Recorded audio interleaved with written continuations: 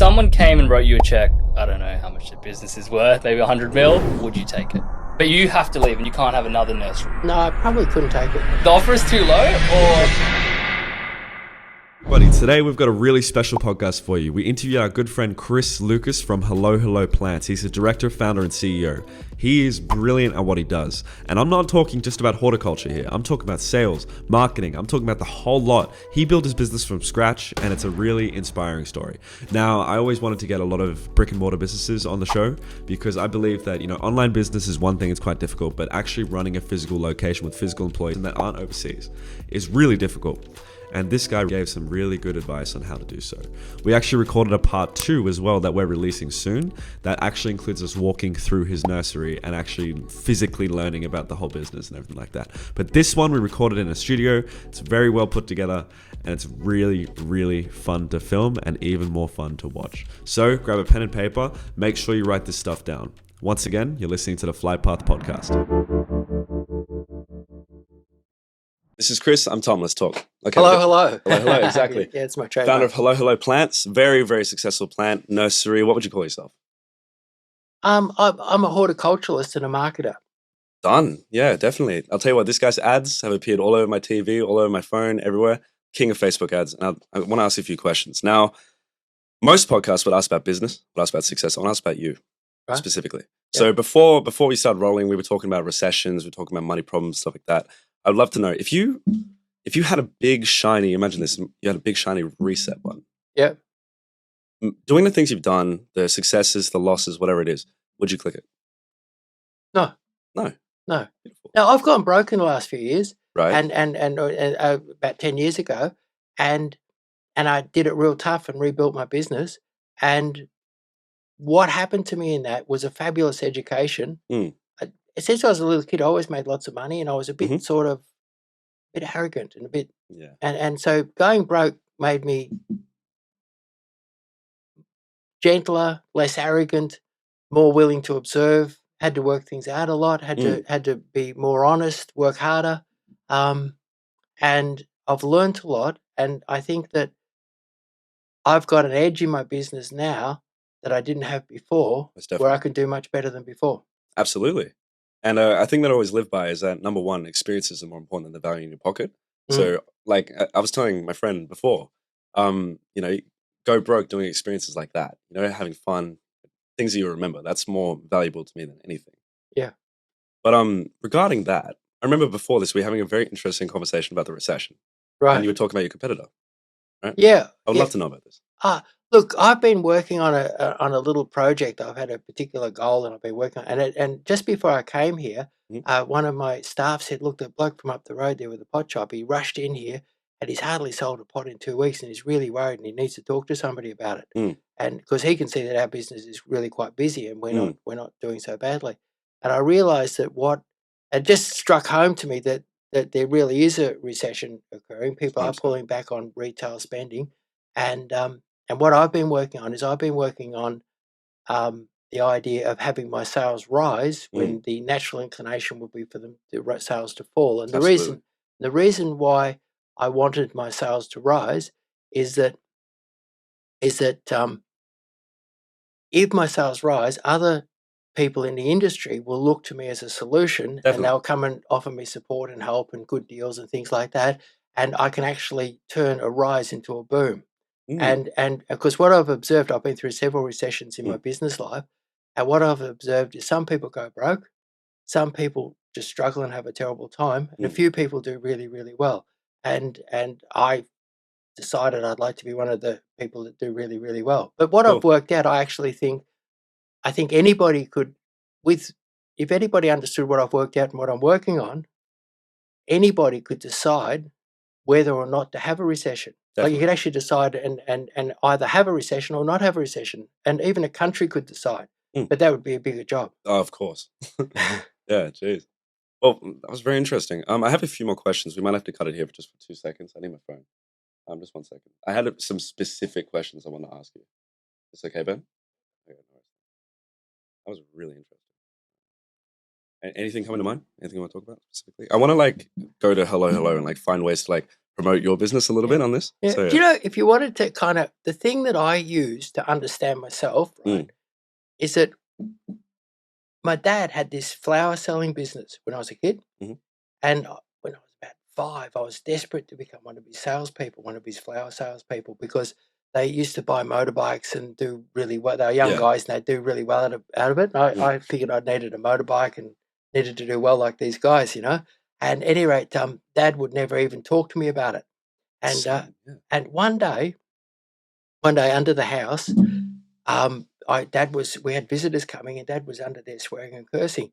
At any rate, I went down there. I said, "What's happening?" And Dad said, "Oh, look," he said, "some bastards left this box of daffodil flowers here, and it's Sunday, and they won't get sold. They've missed the sales period, you know." And I said, and at any rate, I said to Dad, "I'll sell them." And he said, "Oh, do what you fucking want," and he walked off. And he didn't help me. And this box was unbelievably heavy, and we lived probably half a kilometre from the highway. And it took me most of the afternoon to drag that box to the highway. Like Dad had absolutely zero interest in what I was doing, and he just thought I wanted to play with him or something, you know. And anyway, it took me half an hour to drag it. I remember, to this day, I remember, you know, walking backwards a step and pulling this thing one step and going all the way to the highway. Jeez, there's something wonderful about that, though. And then I sold them in about 5 minutes. No way. I did exactly what I'd seen the boys do, and I sold them in about 5 minutes. The daffodils. And how old were you? About 5. I was a cute little kid, and I sold them in about 5 minutes. And what I am is I'm very determined and completely unstoppable. Like, I've never known a kid to do something that difficult to pull something off. Definitely. Yeah, it's all dedication. Yeah, and so that's how I am now. I'm not, that's the person who I am. Would you say that's what got you into the nursery business? That specific moment, 5 years old, flower selling on the street? No, that wasn't really. What got you in it? What got me in was that I was interested in it. I was a gardener. I worked for 10 years when I was a kid. From when I was 7 to when I was 17, I worked every Saturday for this beautiful old lady who really she realized I was reasonably intelligent, and I didn't really have many people to talk to, you know, like about things. And she talked to me about the environment, and she got me to read a thing called Silent Spring, which was a very important environmental book back in the 60s. And so I was really interested in the environment. And my dad grew and sold plants, and also had an insurance brokerage and sold insurance. Yeah. And I decided that, and I used to help Dad actually out doing sales. And I decided that I loved to sell, but I liked insurance. Seemed like a dead product to me. You're gambling against dying or something like that. It seemed like, and I thought, I don't want to. There's money in selling stuff. It's not ethical. Yeah, and I didn't like insurance, but I liked plants. And I thought, gee, maybe I could be a plant salesman. And so that's what got me going. Is the sort of the love of selling, combined with a love of the environment, and thinking that, you know, if you sold enough plants, you'd have a better world. Exactly. And tell you what, I definitely need some, so I'll definitely call you about that. Right. But quick question. So with when you go into sales, you start in, as you said, sales, and you start in plant selling, stuff like that. Over the phone, what got you into like advertising? That's what I want to ask. I started off when I was working with my dad when I first got married, and the pay was tiny. Yeah. And Dad and I noticed the wholesale plants were cheap, so I'd buy a few plants and I'd advertise them in the Weekly Times and advertise stuff in the Herald and that. Oh, cool. And the Age, and I'd come home in the evening, and my wife had written down my sales leads, and I'd get on there, and I'd often make more money in an evening at home, you know, in an hour or two after dinner. I could make more money than I could working all day in my dad's nursery. And so it gradually evolved that I started to do more of that and less of helping Dad. It's an impressive story. It's crazy. But I want to get back to the point. So, hello, very successful, as we know, right? Yep. But obviously you've been through a lot, right? I'm sure you've had a lot of success, you had a lot of failures. That happens, right? I would love to know if you had to think of one mistake that you've made in your business, a deep question, that if someone else was starting a nursery business, that you would not want them to make, what would it be? The biggest, I don't know how it is. Not even nursery, just a business in general. Okay, the biggest mistake I've made in my entire career was just not long after I was married, my auntie said to me, she said, pick foliage. Pick foliage. pick foliage and sell it to the florist shops. Mm. And at any rate, and it took me a little while to figure out how to do it, but it was the most profitable thing I've ever come across. And I could make, I used to work a 20-hour day, 3 days a week, and I'd make $700 when all my friends who were working in nurseries would make $200 a week. I'd make $700 a day. Mm.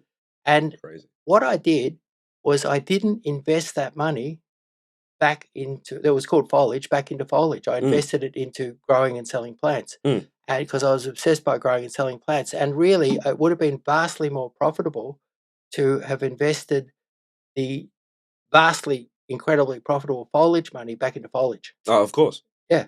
And for some reason, I just wasn't smart enough to do it. Yeah.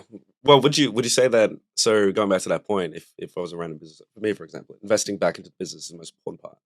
So, Yeah, well, yeah, it's, if you've got something that works and makes money and you've got some other dream or something like that, you really should still invest it back into the thing that makes the money. Absolutely. Yeah. Very cool. Very cool. Oh, okay. Oh, hi everyone. I'm Ryan. I've just hopped into the podcast after not wanting to be here, but He's here now. first time for everything, I guess. Thanks Exactly. for having me on. Yeah, welcome course. aboard. Of course. Okay, so back to the conversation. So there's one thing that Chris absolutely blows my mind with, and that's advertising, right? So you've done a few advertising campaigns in your life, but obviously you didn't start there. You didn't start in the tutu, right? You Yeah. ended in a tutu. Where'd you start? Okay.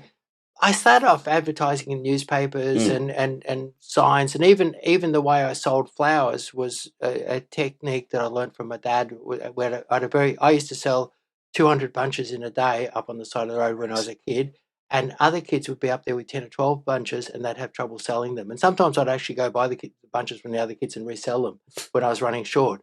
And I followed an exact formula. And what happened was that this is maybe 20 odd years ago.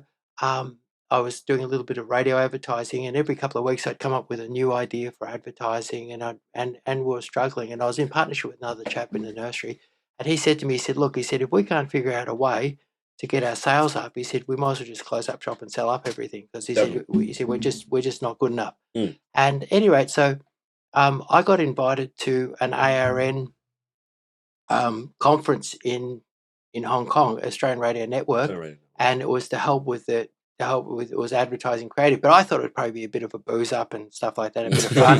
But anyway, I went up there, and then when I got there was a guy there called Jason Jennings, and fabulous. He's world famous for radio advertising and doing seminars and things like that.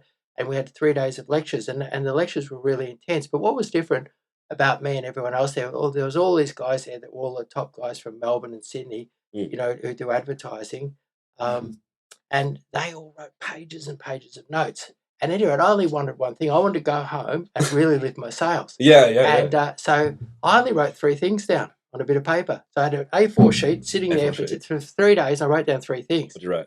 What I wrote was that the first thing is to go and dominate one medium. One medium. Go and dominate one medium. Don't advertise. And we did that. We used to advertise, and little girls come around and sell magazines and get a little page here and get this here. They said, go and absolutely dominate one medium. The next thing they said is, don't change your creative all the time. Pick on one creative and just do it forever. And if you do it for 20 or 30 years, one creative concept that you do it for 20 or 30 years, it'll become very, very powerful. And then the last thing was a really, really important one, is the bigger your offer, the more you have to earth it in reality. So say, for instance, you were going to sell Commodores for 30% off. So if you said, look, it's March Madness, Commodores are 30% off, it doesn't have any credibility. But if you said, look, what's happened is a small hailstorm out here, and we had a slight bit of damage on the Commodores, and the insurance company's paying us quite a bit of money for the damage that was caused. And that enables us to sell them for 30% off. You'll get people everywhere. Well, I'll tell you what, if you sell Commodores, clip this. Just So basically, you have to earth the bigger your offer. If you're only 2% off, you don't need to earth it in reality. But if you're doing a big offer, a big strong offer, it has to be earthed in reality. So anyway, we did the 3-day thing. At the end of it, there was a workshop, and they gave me the best ad writer at ARN. Wow. And they gave me, and we went to this workshop, and I said, look, I've got to go home and lift my sales. And they had a top ad writer from New Zealand there as well. At any rate, and they said, look, you should, and we used to hire talent to do our ads, and they said, no, you got to do your ads yourself. And that was the first thing. And then we wrote this ad, and it was earthing it in reality. And I started to do the ad, and the New Zealand ad writer said, look, he said, he said, don't mind me saying this, but you sound really dopey. And he said, he said, now when really dopey people get on the radio, like people from the country and they're not quite with it, they sometimes go, hello, like that, like to see if they're on the radio. And he said, I think because you sound so dopey, you should actually go hello. And anyway, what happened was that we had this ad, and it was me talking, it was hello, me sounding a bit dopey, a little bit different. And it was earthing our sales problem in reality. We just said, well, we've got a sales problem, we're going to sell some stuff, we're going to do it real cheap. And we need help. We need you to come out here, you hook up your trailer and head out here and buy some plants. And so it was the three things that I wrote down, fully applied in an ad. We came home and we cancelled all our other advertising, and we booked up one radio station quite intensively, and it worked like crazy. One bloke complained to me, he nearly crashed his truck because he used to sell us stuff, and he said he was driving along and suddenly my voice was in his truck, and he said he just couldn't believe it, hello. And he said nearly had a truck crash. But what happened was that within a matter of weeks, we booked up 2 radio stations really, really intensively, and our sales were triple what they were before. So ludicrous. And then what I've done is that I've cut those 3 ideas. I just keep applying those 3 ideas. We do a lot of internet advertising now, but I basically use those 3 ideas, and they've never turned me wrong. And when my sales are down a little bit, I'll check and see where I'm misapplying those 3 ideas. Right. So was it called Hello before he came up with that idea? What was it called before that? Wombat Gully Plant Farm. Wombat Gully Plant Farm. What? One more time in English. Sorry, what was it? Wombat Gully Plant Farm. Wombat Gully Plant Farm. Plant Farm, yeah. That's and we chose that because it was a stupid name. Like I guess my hello is great. Yeah, it's fantastic. But I kind of don't like that sort of advertising where people are having $1 million clearance and it's an EPA clear. It's all the cliches and things like that. So this weekend only. Yeah, all those things. 50% off. I try and have a more human level approach. Beautiful. Yeah, that works. And I think there's a few good points to touch on, because I found Chris from Hello when I was doing just buying plants. Yeah. And you go on Google, and then you see there's someone selling plants online, and I think that was maybe 2014, probably 2015. Yep. And how, these days, everyone sells everything online. You can buy whatever you want online pretty much. But plants is such a big item, and there's so much logistics involved to, transport around the country and all that sort of stuff. How did you make the decision that you were going to go online? And how did you find that opportunity so early before, I think you're one of the first, if not the first, to sell online? Actually, my daughter-in-law, I didn't understand it at all, and she's up with all technological things. She's helping me today with that. But and she just said, you have to go online. She said, you're going to pay me so much an hour, and I'm going to put you online. I'm going to have a thing where you can buy on the internet and pay money over the internet, and that you have to do it. And so I just said yes, and she did it. Sweet, beautiful. Did that really take the sales through the roof, or was it not that big of a jump? Actually, what it did, the real business for us is really our offline sales. So what it is that if you're buying tins of beer, like VB or something, they're all the same. So if you buy 50 or 100 it's very easy to work out, but plants have different shapes and colours, and there's a lot to it, and so some plants grow good in some areas and some plants grow good in others. And where our real business flourishes, and what we've got on everybody, there's other people selling stuff online, but it's really I call it our offline sales, which is the real strength of our business. And that is that people go online and they look and they think, gee, I wouldn't mind putting silver birch, or maybe I should put a Japanese maple in my front yard. I know, I'll ring up. And they ring up and they ask our girls' advice. And I've got 5 girls there answering the phone today. and they will help people. They'll make sales over the phone, and that's actually the bulk of our business is what I call offline. So they're not customers walking in the store. They're not buying online. Online is very strong for us, particularly since all the lockdowns. The online's been very, very strong, and online went completely crazy during the lockdowns. It went we went 10x on our orders, and it nearly collapsed the business. Wow. Wow. Were you prepared That's a for good it? problem to No. have. Yeah. That's a good problem to have, though. Yeah. What happened was I before the lockdowns, I'd renewed my lease, and there was a vacant factory that belonged to my landlord next door. And against everyone's advice, I insisted upon incorporating that in the lease and upping my lease price a bit. And I didn't even really know why I did it. And then what happened was that when the lockdowns occurred, I thought I was going to go broke because the retail was almost shut. And then all of a sudden, they said, "Look, the online sales have gone crazy," and they went up to 10 times what they were before, maybe even 12 or 15 times. And we had monstrous orders. And what we did, my daughter-in-law worked out our software basically couldn't handle it. She rewrote a bit of software for us that we could assemble orders, and we put a whole heap of people in this factory, and we had truckloads of plants going in, and we bought 6 vans. We only used to have 2 vans, and we bought 6 vans to do the deliveries. And I think we had 2 trucks. We had to buy an extra truck, so we had 2 trucks on the road and 6 vans. And at one stage, I was really worried because I owed $1.3 million to the public, and the orders were just pouring in, and I needed to catch that backlog because it was causing complaints. Not being slow to deliver. But somehow we did it. We played with the software, worked people around the clock. I worked around the clock myself that whole time. And what that did was it left us with an infrastructure and a tremendous capacity to handle orders, like a capacity like I've never seen before. There's no other nursery. We've got a factory distribution centre and a fleet of vehicles that really allows us to deliver.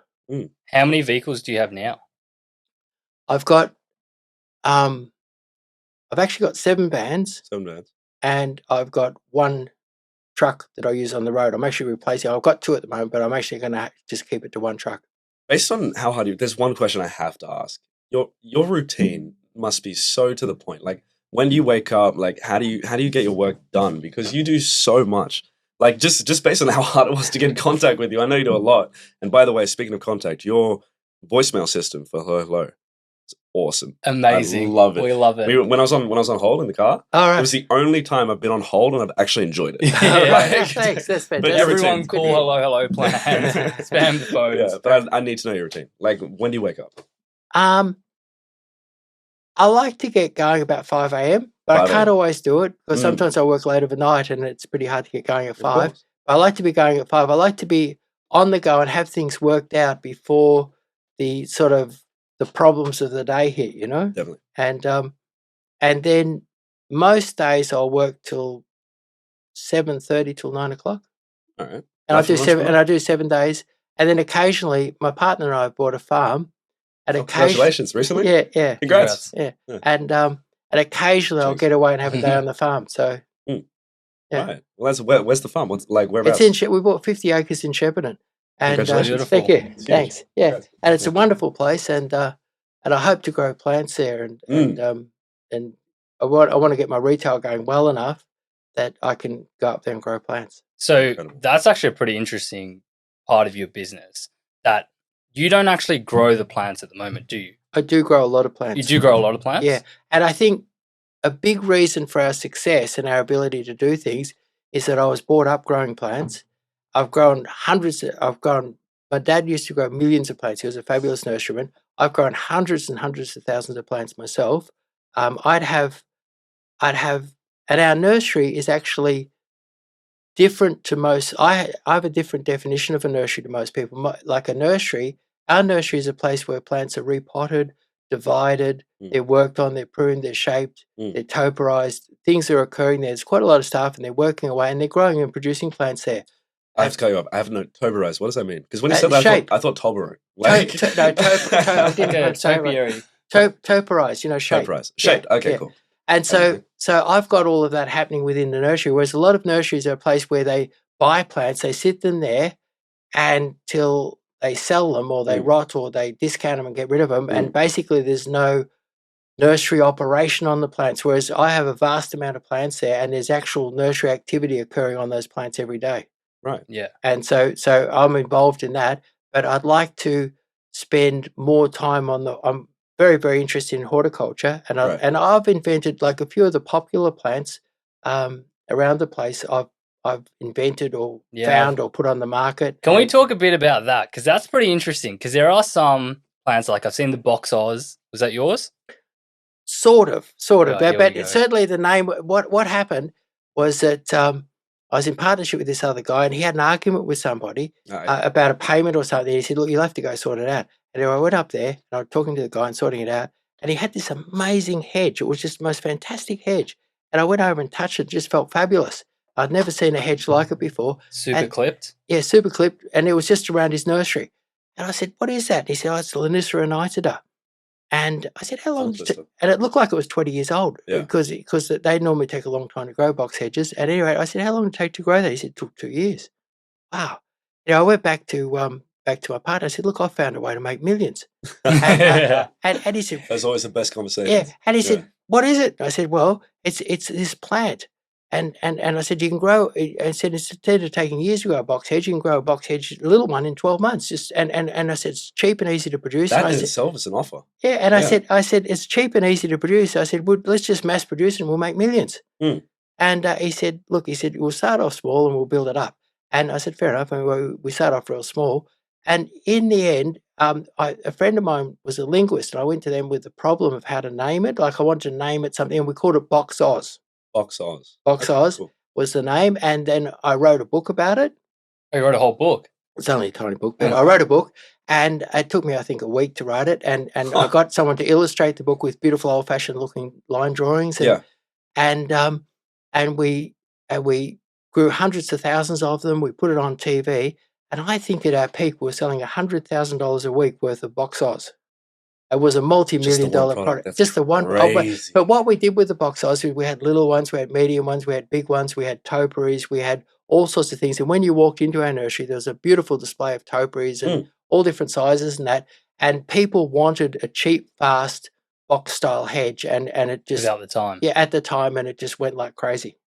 Absolutely ridiculous. And I guess that's like an interesting point, because like I've seen Chris has been doing a lot of walking around Turak and understanding the gardens. We've seen it on your profile, and I think, I work in this industry as well. A lot of people try to, buy all the most expensive plants and stuff, but sometimes it's the most simple stuff, just mass plant it. So like, if you were advising anyone how to create like a really high-end garden, what would be your tips? And to keep it like stupid simple and no landscape architect coming in with it, they just want to do it themselves, what would you say? Number one thing is to select the right plants, for the sunshade, climate, soil, everything like that. Select something that's going to flourish. Put together a design that works, things that fit together. But the number one thing is it must flourish. It must do really, really well. So if it's in the shade, it'll be a shade lover. If it's in the hot sun, it'll be a hot sun lover. And so you choose things that will work, and then you put together a combo, and then you mass plant, and you keep it simple. You don't go for the wild, rare, expensive thing that'll hard to struggle and hardly grow. And very often for mass planting, you need something that's fairly cheap.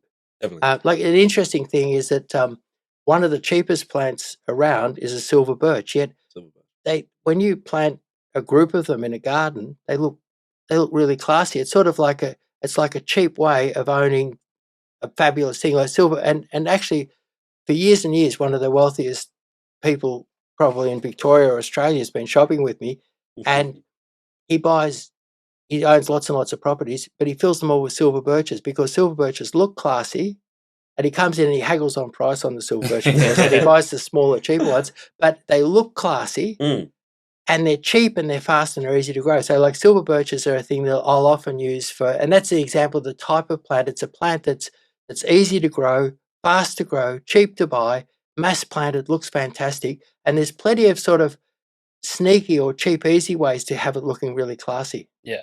And I guess in your business, size matters.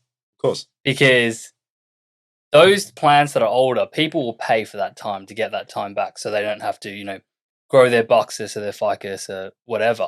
And would you say a lot of people, that's like a good value offer when you're selling those bigger plants, just saying how long it takes to grow. And a lot of people get the bigger ones. Yeah, or the rarity. What I've noticed, particularly in recent times, really big, expensive plants have been selling very, very well. Big stuff that needs a truck to deliver it, for one plant. Yeah. I've got some. Yeah. But I have to ask the question really quick. I have to jump in. So for my clients specifically for advertising, a lot of them are always like, oh, price is this. So we'll do a 50% discount here, sponsorship, affiliate, blah, blah, blah. Every single time someone says that, e-commerce, restaurants, gyms, whatever it is, I always say people buy an experience. People buy breaching the time gap, right? Which someone called Luke Belmer actually said, time gap. So I want to ask you, if I know nothing about plants, I'll be honest. Yeah. I have to come clean, right? If I went onto your website, press the buy button on a silver birch, you sell silver birches, right? Yeah. Okay, so I bought a silver birch. What happens? Like, not just like in my perspective as the customer, behind the scenes, what happens? Behind the scenes, well, what happens? We don't have the ultimate. We're working on getting that ultimate technology in there, but what happens is that it goes to orders, and they process that order, and they decide whether they can pick it out of stock or buy it in or get it in from a supplier, and then it gets assembled, and then it gets allocated for delivery, and it gets delivered, and you get a text and say it's coming, and that's what happens. Bam. And easy. Per day, how many orders do you think you fulfill? Roughly. About a lot. 80 or 100. Oh, 80 or 100 in Victoria? Yeah. Yeah, okay. Damn. And then the interstate, do you sell interstate? There's a massive demand in Sydney for plants. Plants in Sydney are very expensive. Tom can run it for you. And at some point, I'll put a van in Sydney and start doing deliveries in Sydney because there's monstrous demand up there. Well, I will, because I'm getting in the industry now that I know how much money Tom's going to be growing silver birches in his backyard. Plants, done. Because real estate's so expensive in Sydney, it makes plants expensive. Real estate and water is real expensive, and there's few nurserymen, and plants are double to triple the price in Sydney of what they are in Melbourne. So and our main problem is that we don't have a van on the road in Sydney, and we have to go through carriers, and the carriers are incredibly expensive. So we're not competitive in Sydney, but the inquiry out of Sydney is phenomenal because you don't have the range of plants and the pricing isn't right up there. Exactly. Absolutely. I got to get this off. I think we need to address the elephant in the room.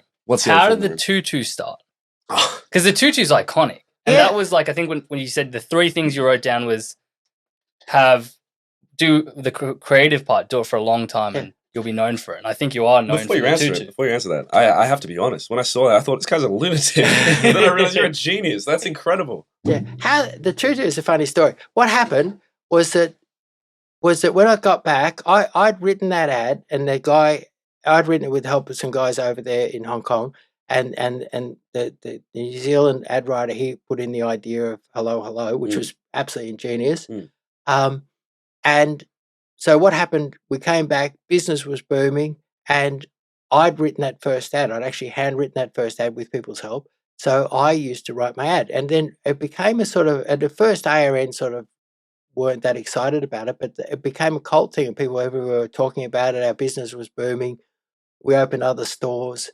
And back then we were Wombat Gully. And anyway, so what happened was that ARN assigned me the number one ad writer to be my ad writer.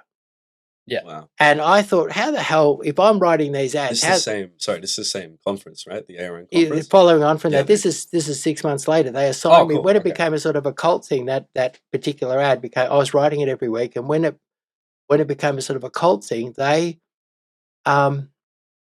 assigned me the top ad writer. And anyway, I thought, this guy's going to have no idea how to write a hello ad.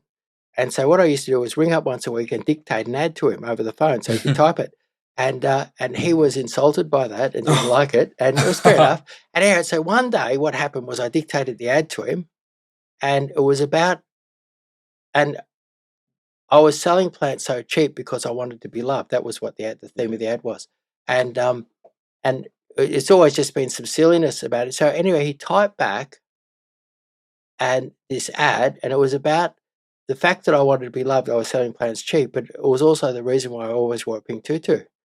And what happened was when I was out of the store and I came into the store and all the girls there were sort of smirking at me strangely, and they said, "Oh, the ad's on the email," and it turned out everyone had read it, and it was that he'd emailed back the ad with the addition of what I'd written, but with the addition of the pink tutu in it. And anyway, I thought, I hate this ad, but what's interesting is that it got passed around. Nothing I'd ever written had ever been ripped off the facts and passed around and had everybody laughing at it and making jokes about it. So I thought, this must be good. Exactly. I hate it, but I'll do it. You have to. Yeah. Do anything for business. Yeah. That reminds me, actually, I have to jump in here.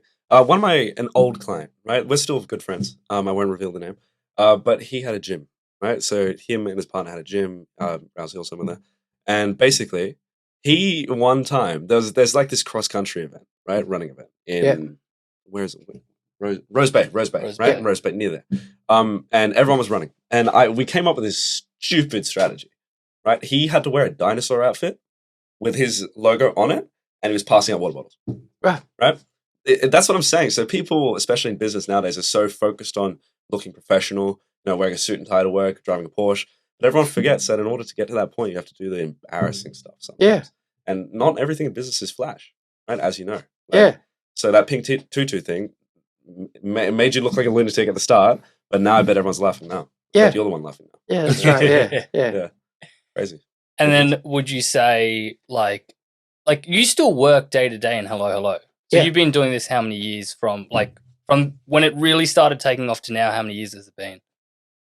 Well, it depends how I look at it. Like when I was 7 or 5, I dragged that flower box up to the side of the road, and I've been selling stuff ever since. So you can take it from back then, or you can take it back, and then really from the time I was married in my early 20s, I was selling stuff after work, and I'm doing stuff on weekends and selling stuff, and then so really it's been, although there's been different companies and different nurseries in different locations, and I've been growing plants and doing all sorts of things.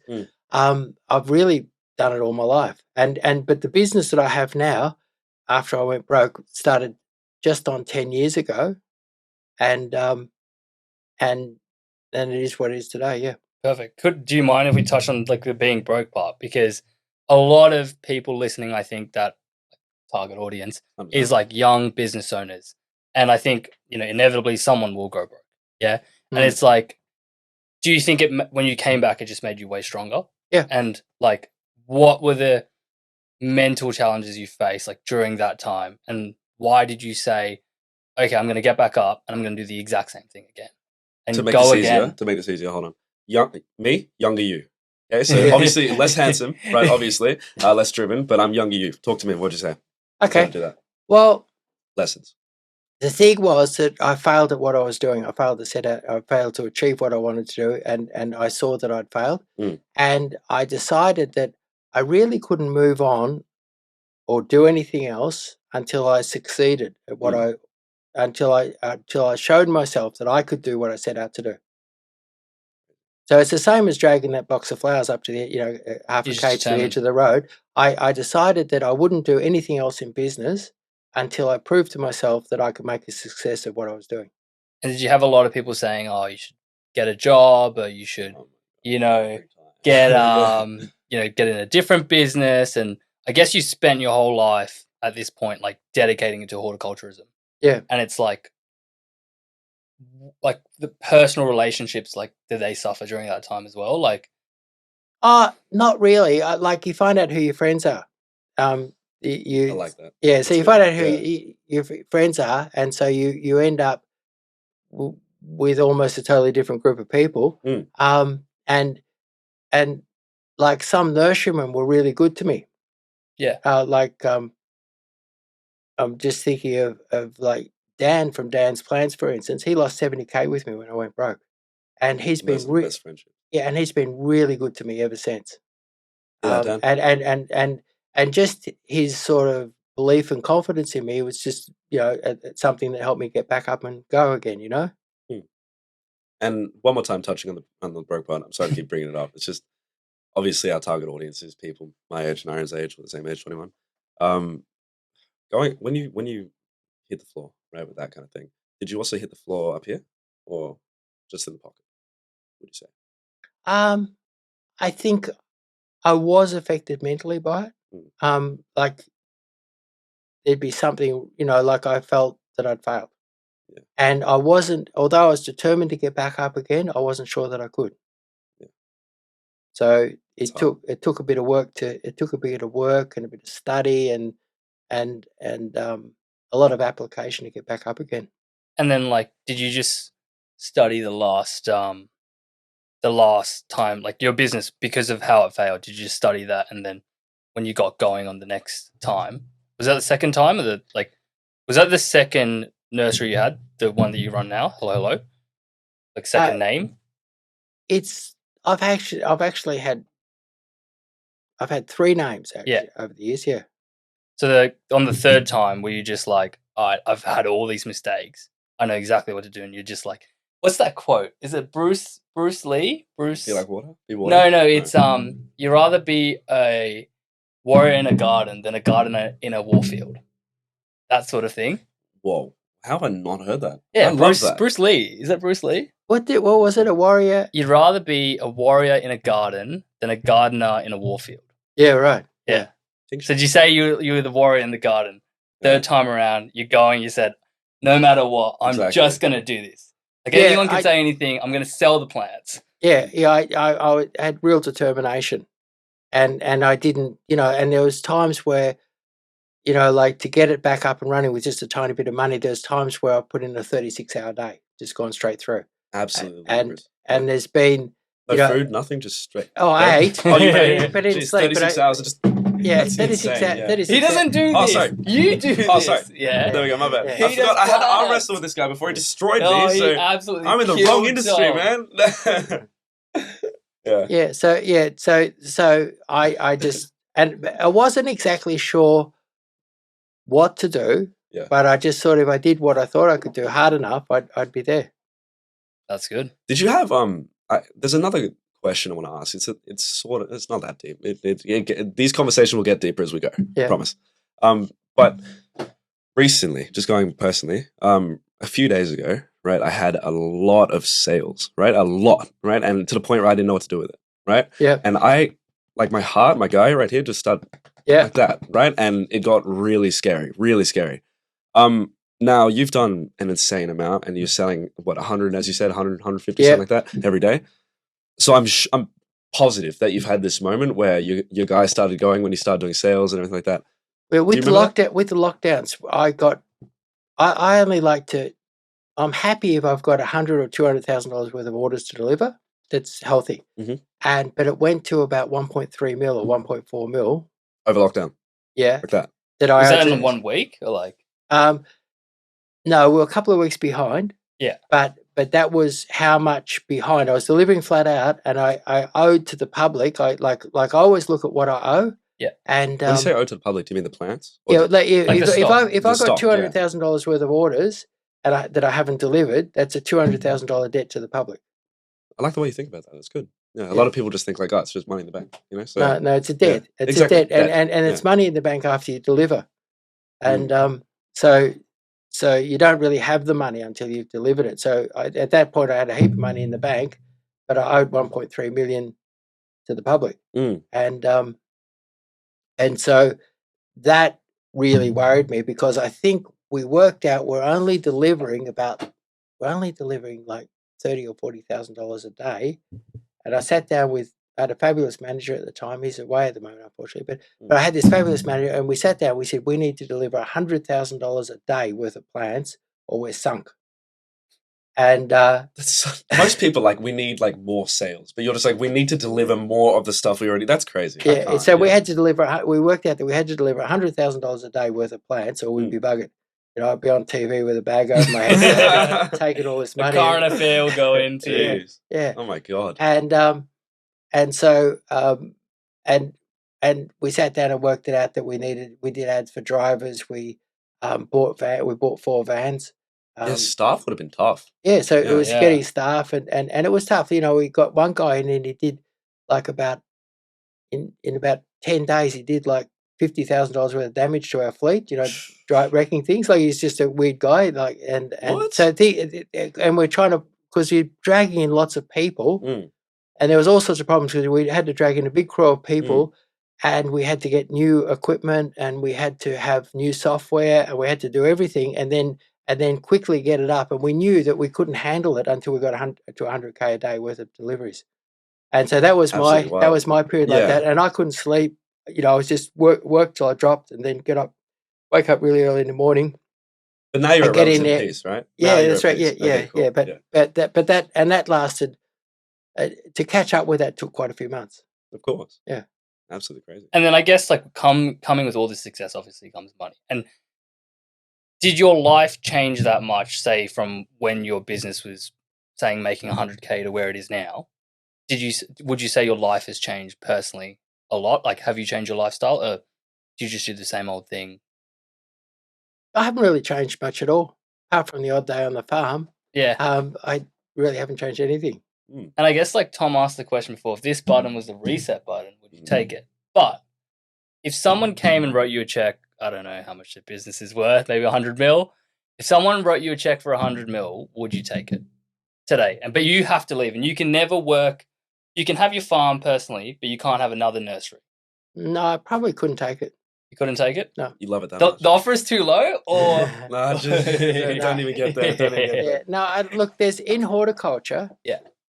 My hero in horticulture is a guy called Luther Burbank, which most people have never heard of, but he was around at the turn of the century, and he wasn't a guy particularly interested in money, but he was the 10th wealthiest guy in America, and he did absolutely fabulous. Like the basis of any civilization is actually horticulture.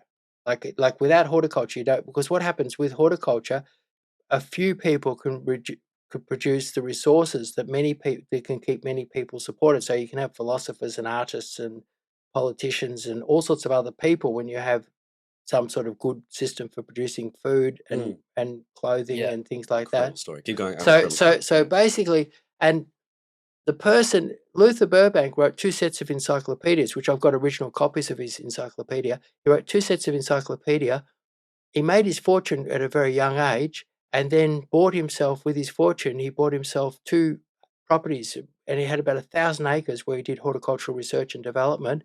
And he basically, if you look through his encyclopedia, you realize that the modern wheat is based by him, the modern potato is from him, the modern petunia is from him, the Shasta daisy is from him, the blood plum is from him, and 2,000 or 3,000 other things that he created. Like I don't think I'll ever quite get to his level, but he made his fortune, but he wasn't particularly interested in that.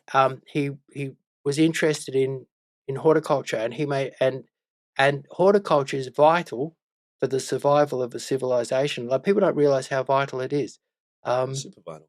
That's another story about that. You know the Amazon, right? The Amazon rainforest. Yeah. This might don't fact check me on this. I'm 99% sure I got this right. But my dad, right, he told me about this story. Apparently, the Amazon, the soil, is like so rich from the Incas, from whoever lived in the Amazon. I don't think it was the Incas actually. There's like carbon or there's some sort of what's it? What do you have after a fire? Carbon. Not the other thing. It's charcoal. Charcoal. There's like charcoal in the coal, in the soil, and all the soil in this specific part of the Amazon, I believe, is all like man-made. Like it's all put there, and the soil there is so incredibly rich, so rich. So again, I could be wrong, but after this, we're going to find out. Is he right, Chris? I've heard that there was some sort of civilization in the Amazon that had an agricultural system, and that a lot of the Amazon was once a farm.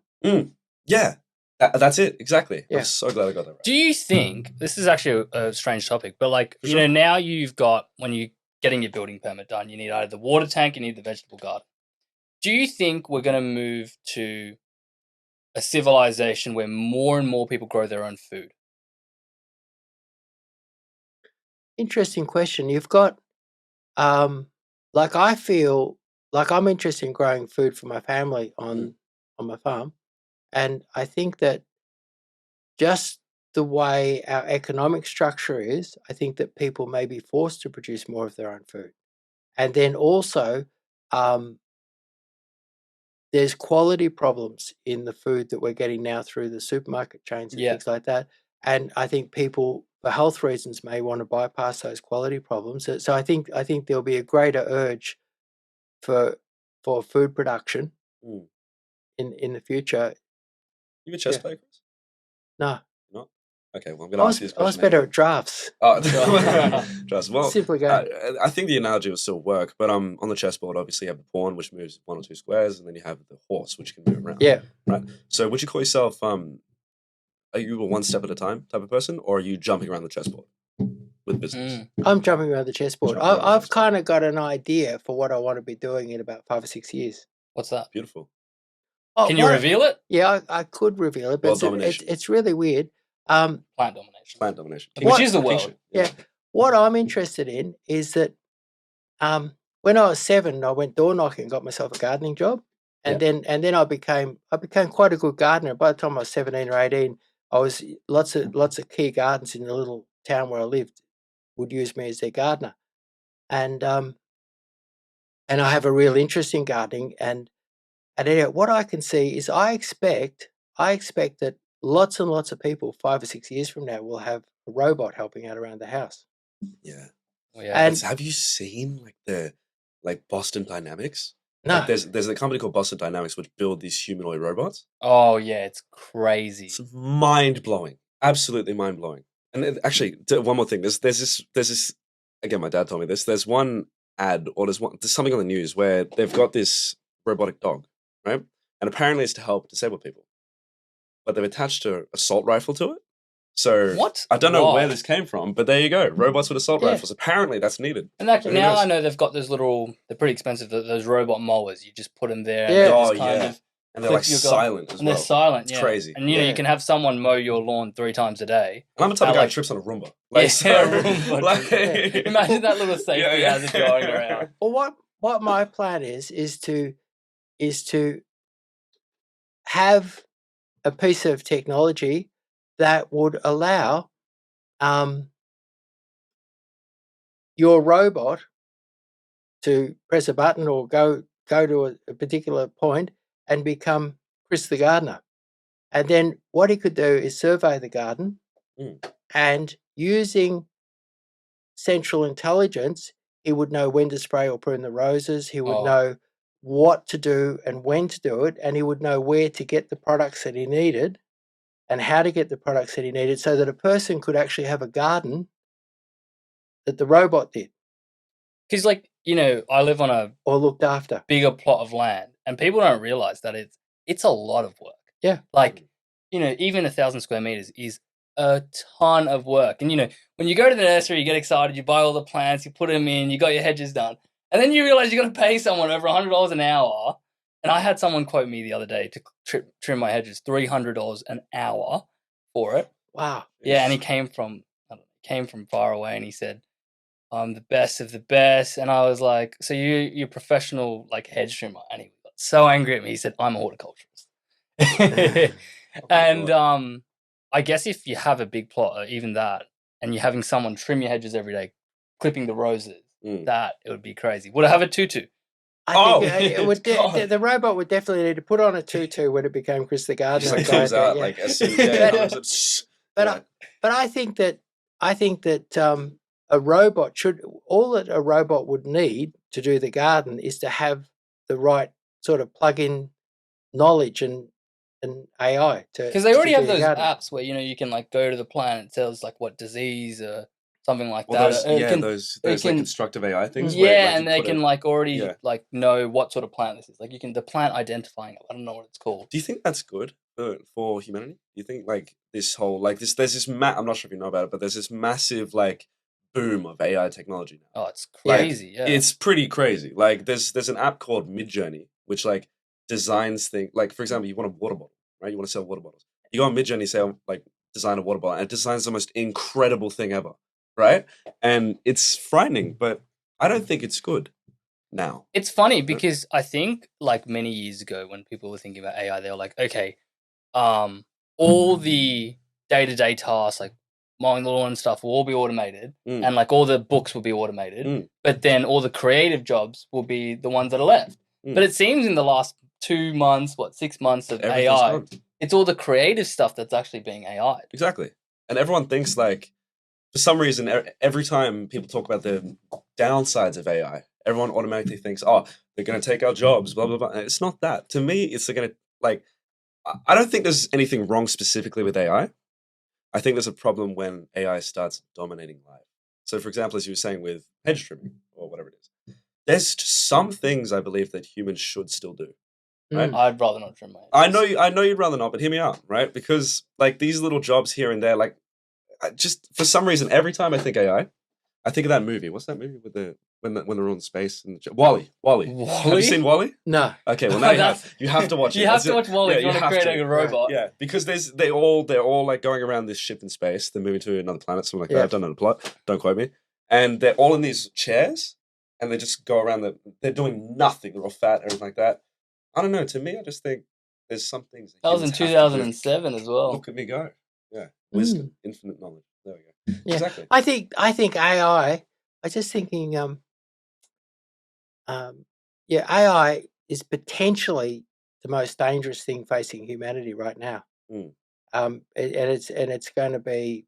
You're going to need like a really good government and a really good democracy to be able to have a civilization and have happy people and have a purpose and a thing for people to get along and do. You're going to need a lot of like human development to be able to live with it. Exactly. Yeah. And I think that would you say from a business standpoint, probably completely change your business. Yeah. Yeah. Yeah. I think that like what's possible is that a robot does somebody's garden and orders the products required direct from the nursery within the budget parameters that the owners set, or maybe requests. Like it could well be that a robot, like for most people, it's a lot of you well-off people who spending a lot of money on plants. It could be that a robot's looking after their garden and dealing directly with the nursery. Under the instruction, like why would you have to bother, to go and buy the petunias? The robot could just buy them and have them delivered. So what you're trying to do is you're trying to put Jim's mowing out of business. So Jim's coming after you. Oh no! Personal vengeance now. Yeah. I have to learn how to fight. That's there we go. Warrior in a garden. Warrior in a garden. Jim from Jim's Mowing versus Chris from Hello Plants. Anyway, Chris, I reckon we should cut it there. Yeah, cool. It was a pleasure having you on. Yeah, absolutely. That was fun. Thanks. Cheers. My first podcast. Well, the first, and hopefully many. I'm coming back in Melbourne, so maybe again. Cool. Maybe we should film it in the nursery with plants. Love what to. Do you say? Yeah. Is your nursery nearby? It's about 25 minutes from here. Wait, I got a quick question. Sure. For a single house, what is the biggest, if you don't want to reveal the number, it's all right, but what's the biggest order you got for a single home? I think about... Like dollar-wise? About 80,000. 80,000? Just on the plants. That's before you put them in, yeah? Yeah. I'm in the wrong industry. God. Okay. I guess it's that thing that they always say, like, people make money and like what other people perceive to be like the most boring stuff. Like, I don't know. So door handles. Yeah, well, I was in that industry, so. Exactly. Yeah. Right? That's crazy. Yeah, so how does your business work? What do you do exactly? So the main, moneymaker for me is my company Bhimian, right? So I've got Bhimian Enterprises, which is the conglomerate that owns everything. And the one that I love the most is advertising agency. Right. So the reason we do well, in my opinion, is simplicity, speed, and efficiency. So our number one slogan is we save you time. Right. And most people are like, oh, I don't believe you. I'm like, okay, fine, go with someone else. But what I found, and I started this about 3 years ago, and it started as a record label, but what I found is that every agency, that whole agency model, their number one priority is selling, I don't even know, like selling a story. They go like, we're the best, we do this, we get these figures. With Bhimian, it's just like, find out. That's it. It's just like, try and find out. Like, call us and I'll consult and stuff like that and just find out. Right. And our offer, as you said with offer, is a free consultation. So I just give my number out. Just like, call me and I'll answer your questions. And that's the biggest moneymaker. But when it comes to actual product, we don't, like if you sell bottles, say you sell water bottles, right? Most agencies will go, we'll put you on Facebook, right?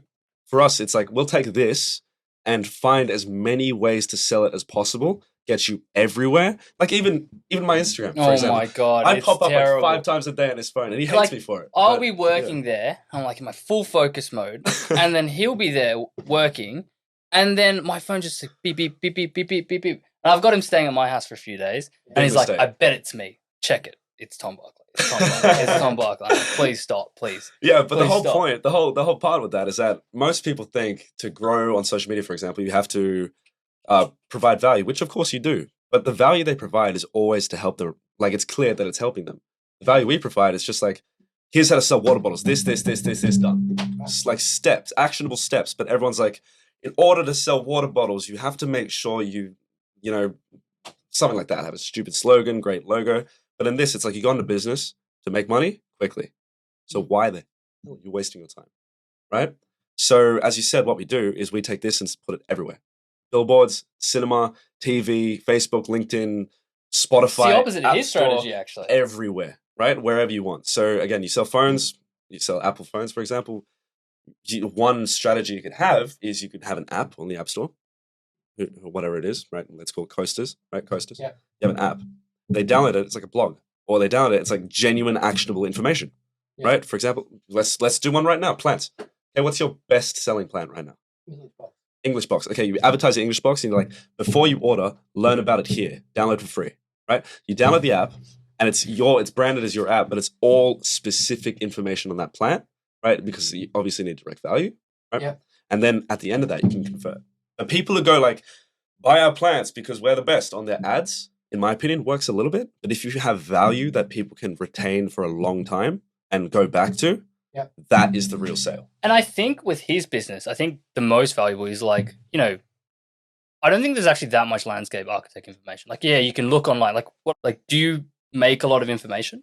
Yeah, and I'd actually like to do a lot more because what I can provide is evaluated information in that like people say different things about different plants and things like that, but through my experience, I know what works and what doesn't work. Yeah. So, and I know what'll grow in the shade or what'll happen here or what'll happen there. You know, like I think there was something I was doing yesterday. A person asked me, I can't remember what the plant was, but a person asked me about it, and I was able to say, yes, I've seen that in that exact situation. I've seen it do well. You know, so I'm able to just experience. Yeah. So evaluated information is really and then so the like I put out a thing on watering, which was a really big hit last week. And what it was I'm really against those little orange guns that people have on their garden hose. And I actually feel that they're like, I actually feel my partner goes mad when I say this, but I feel that it's sort of like a left-wing plot, those little things, because what it is that if you go back to the 60s, I think you're really into this, man. I love this. Keep going.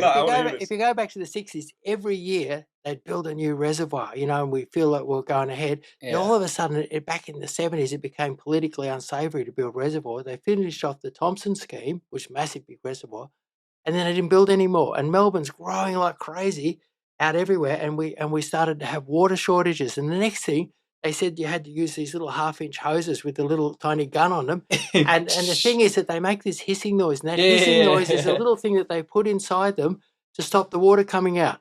That's the filter, the little, what's it called? The flow restrictor. Yeah. Anyway, so what I did, I demonstrated this. In our nursery, my staff, when they water, they only use 3/4-inch hoses. They never use a half-inch hose. Yeah. And the water flow through a 3/4-inch hose is like 10 times better than the half-inch hose.